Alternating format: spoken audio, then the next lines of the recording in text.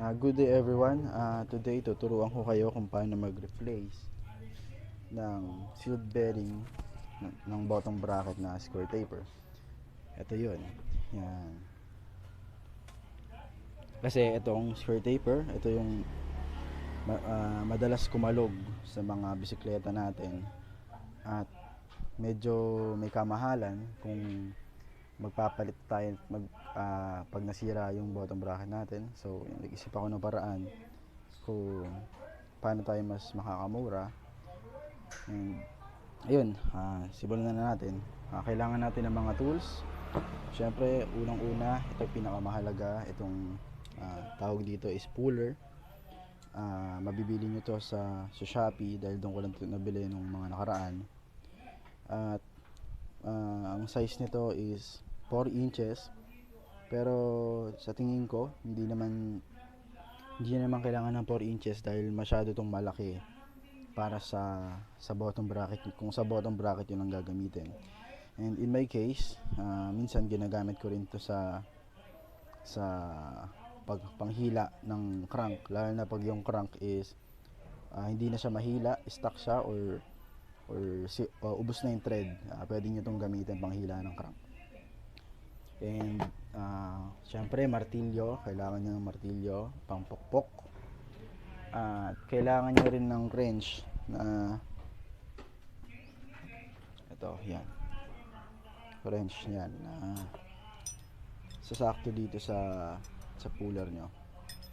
So yun, bago tayo magsimula, disclaimer lang na itong pagpalit ng bearing ng bottom bracket ay hindi siya sobrang sigurado na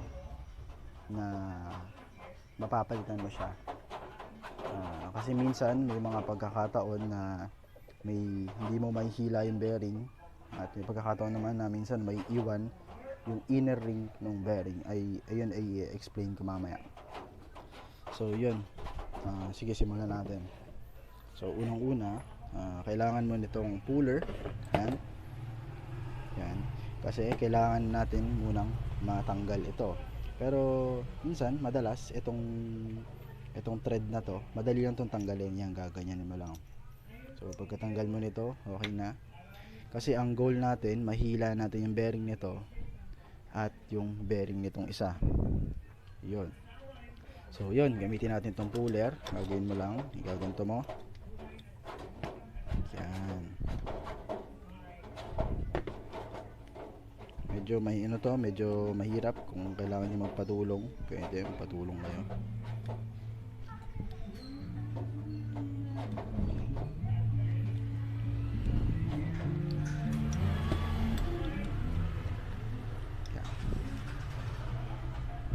Yan. So yun, ganito siya. Dapat yung mga ngipin niya sumakto dito, yan, dyan sa ito, sa nakausli. Yan, so ganyan lang, pipihitin mo lang siyang pa kanan. Yan, kumatap, yan, gumiglas pa. Yan, hawakan yung ganyan. At kung mapapansin natin, unti-unting lalabas iyang part na to. Yan, so yan, tapos na. Yan, lumabas na yung kanyang bearing. So balik tayo dun sa sinabi ko kanina. Sabi ko hindi sobrang sigurado na mare-replace nyo itong bearing na to, kasi may mga pagkakataon na itong bearing naiiwan dito sa spindle. Pakita ko sa inyo. Yan, yan, ito, tingnan mo. Yan.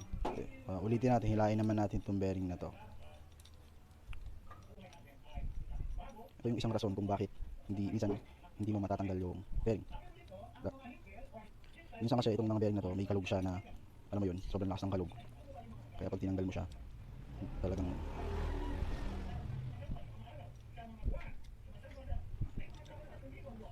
yan, ulitin natin to. Dito naman sa itong bottom bracket na to, lumang bottom bracket na to na nakatambak na lang. Ayan, so ikatulad ng proseso kanina. Yan, hilahin mo lang hanggang sa matanggal yung bearing. Yan. Yan. So yan, 'di ba? Natanggal natin yung bearing, kita nyo naman. Ayan. So yung sinasabi ko, may may instances na dahil nga sobrang kalog na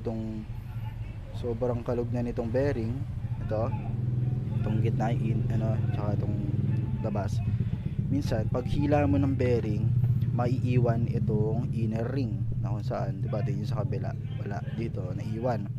Dahil nga pagkahila mo, naiwan itong inner ring. Yan. Kita nyo naman. Yun, balik tayo dun sa bottom bracket. Ito na tatanggal natin. Minsan, ang goal kasi nito, dapat pag natanggal mo to, dapat matanggal din yung bearing na nandito sa loob. Ngayon, may pagkakataon na hindi ganito, may iwan yung bearing, at pag naiwan yung bearing dahil itong bakal na to, nakalimutan ko yung tawag dito. Yan. Pag hindi mo natanggal yan, wala kang pagkakabitan nitong puller. So hindi mo siya mahihila. So naisip ko, siguro pwede mong gawin, grinderin mo to ng dito, tag isa sa kabila, kasi pag kinabit mo naman yan, mako-compress din yan, at hindi naman din yan hindi yan aalog-alog, dahil pagpasok nyo dun sa lagayan ng bottom bracket, nakaganyan pa rin naman. So yun, na-explain ko na yung dahilan kung bakit hindi siya sobrang sure na matatanggal mo yung bearing. So yung balik tayo sa proseso, pagkatanggal nitong bearing, yan, natanggal mo na. Ito, pupukpukin mo lang to palabas. Yan, pwede mong gamitin or kahit anong meron ka doon, pupukpukin mo lang. Lumabas na yan, yun. Yan, nalabas na natin yung bearing mula dito sa thread na to. Yan. Ngayon, itong mga bearing na to, in my case, wala akong nabiling bearing sa auto shop dahil linggo ngayon, sarado. Pwede kayong bumili nito. At ang sukat nito ay ito. Meron naman siyang code. Dito nakalagay. Yan, code ng bearing. Dalhin nyo lang to doon. And para mas makasigurado kayo, magdala kayo ng ganito, ng caliper. Sukatin yung loob. Ang sukat ng loob niya is 15.8. And then yung outer naman niya is 30.8. And then yung lapad ng ring ay 10 mm. Yan. Yun. So bili kayo sa auto shop nito, mura lang to. Yun din yung reason kaya gusto kong share sa inyo to, dahil mas mura na hindi hamak to kaysa naman bumili kayo ng bagong bottom bracket na pinakamura siguro nasa less than 200, pero ito mas makakamura kayo ng hindi hamak dito. And again, hindi ko rin naman kayo ni-encourage na gawin nyo to. Kung gusto nyo lang, gawin nyo. Yan. So natanggal na natin to. Yan. So ngayon, itong kabilang bearing naman ang tatanggalin natin.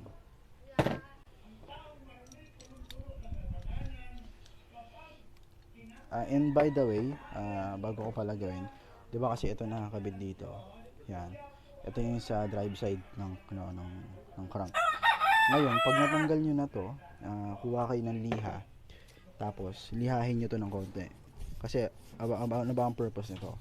Ang purpose nito kasi 'di ba sobrang tight ng kabitan nitong bearing to spindle. Para sa susunod pag nag-repack kayo, pagkatanggal niyo ng bearing, mas madali na siyang tanggalin. Unlike kapag yung kakabukas mo lang. Kasi katulad nung pinakita ko kanina, may mga instances na yung bearing, lalo na tong inner ring, may iwan dito. Lalo na pagkalog na to, mahirap tanggalin yun, hindi mo matatanggal yun katulad nito. Yan, hindi mo na matatanggal yan kahit gamitan mo ng puller, kaya wala ka na magagawa dito, itatapon mo na lang to. So yun, balik tayo dito. Yun, sa pagtanggal naman ito, ganun din, same proseso.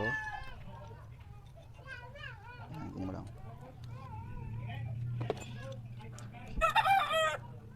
Same process yan, kahila, ikot. Yan. ito rin, pag natanggal nyo na to, yan, ito yung dito yung sa non-drive side, lihahin nyo na rin para lumipis siya ng konti at mas madaling tanggalin at ipasok ang bearing. So yun, yan, let's say nakabili na kayo ng bagong bearing nyo, ganun lang, to ipasok nyo dito, tapos kuha kayo ng pwede nyo gamitin na pamukpok. Ito pwede ito yung sa sa puller or tubo, pwede dito yung tubo na bakal, ilagay mo lang yung ganun. Hindi pala pwede, sorry. Ito, yan, ilapag nyo lang sa sa matigas, tapos pokpokin nyo, yan, ganun lang.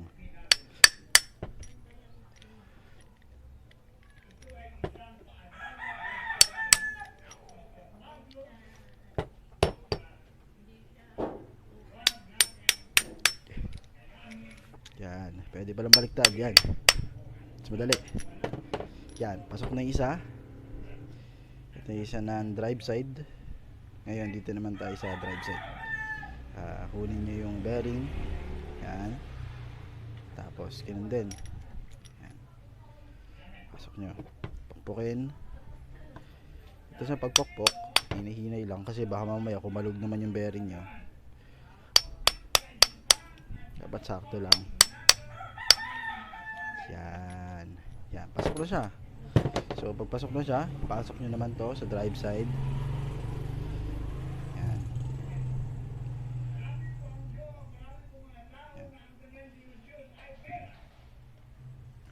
Ito yung kanina sinasabi ko, pwede nyo gamitan din ito para pumasok.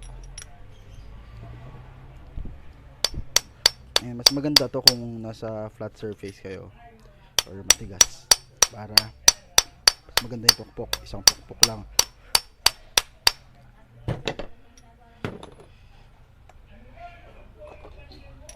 Wait lang po, pupukpukin ko lang to sa matigas na part kasi yung plastic to eh. Ayun, nakabit na natin yung bottom bracket. Tandaan nyo lang kung paano nyo siya binaklas, sundan nyo lang yun kung paano nyo siya ikakabit. Una, ipasok nyo yung bearing dito sa thread sa drive side, and then ipasok nyo tong spindle, pukpukin nyo, and then ilagay nyo tong bakal na to, tapos ilagay nyo yung bearing sa non-drive side, and then ilagay nyo yung itong thread na to sa non-drive side. Ayan, so bale kung nakaharap ko sa bike ko, pag ganito siya, yan. So I hope nakatulong itong video na to sa inyo, and kung okay lang, please subscribe to my channel and like this video. Thank you, God bless.